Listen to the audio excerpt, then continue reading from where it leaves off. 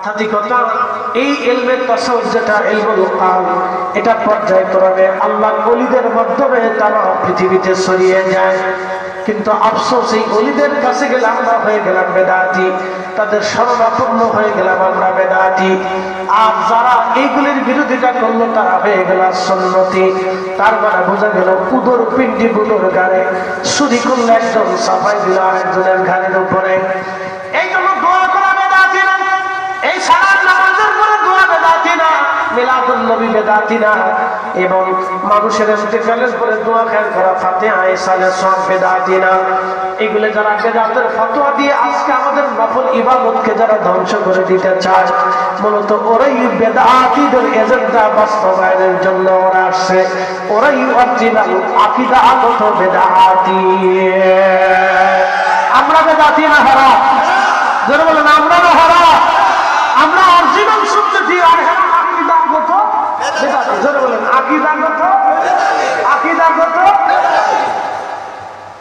এই জন্য আকীদাগত বেদাতি আপনাকে চিনতে হবে।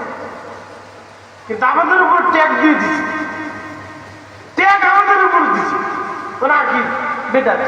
চিন্তা করতে পারছি কি সুন্দর যুক্তি উপস্থাপন করেছে, কত সুন্দর সুন্দর যুক্তি দিয়ে আপনার নফল ইবাদত খাইয়ে ফেলছে।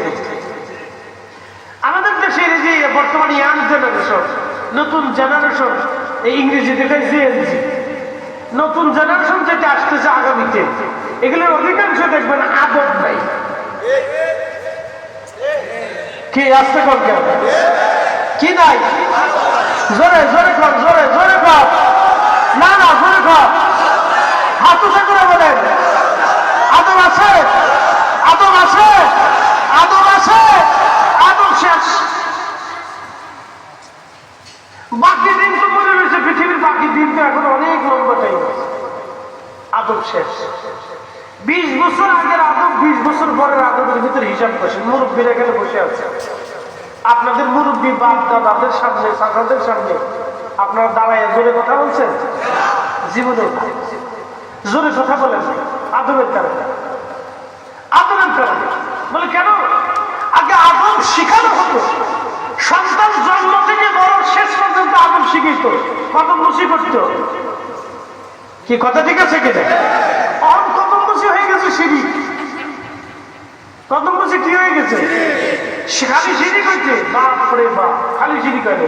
এই আদব যখন উঠেই দিছে তখন বাচ্চারা আর আদবের দফ নাই, আদবের কোন শিক্ষা দীক্ষা নেই। কোন প্রতিষ্ঠানে কোন শিক্ষকরা এখন আর আদবের চ্যাপ্টার শিখাইতে পারে না, আদবের চ্যাপ্টারই নেই।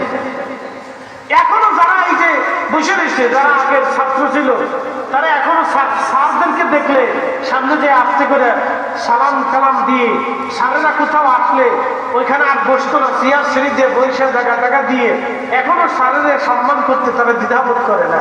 নতুন যে জন্ম হয়েছে, স্যারের সামনে সিগারেট ধরে টানতেছে, স্যার তো চায়। বুঝতে পারছেন? তাহলে যেই সমাজে, যে রাষ্ট্রে শিক্ষকের মর্যাদা নাই, সেই রাষ্ট্রে আর বাকি কিছু নাই।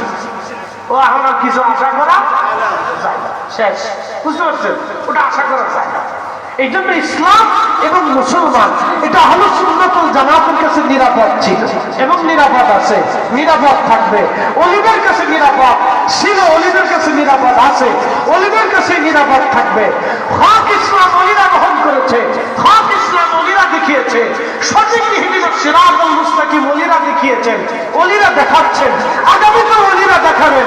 ওলিদের দর্শনের বাহিরে, ওলিদের সিদ্ধান্তের বাইরে, ওলিদের চিন্তার বাইরে, ওলিদের দেখানো রাস্তার বাইরে আমাদের যাওয়া যাবে। একসাথে বলে যাওয়া যাবে, যারা বলে যাওয়া যাবে। হিসাব আল্লাহ আমাদেরকে আহলে সুন্নাত ওয়াল জামাতের পথে কবুল করুন, জোরে বলে না আমিন। আসেন জবান খুলে একটু মহব্বতে জিকির করে আল্লাহ আল্লাহ আল্লাহ।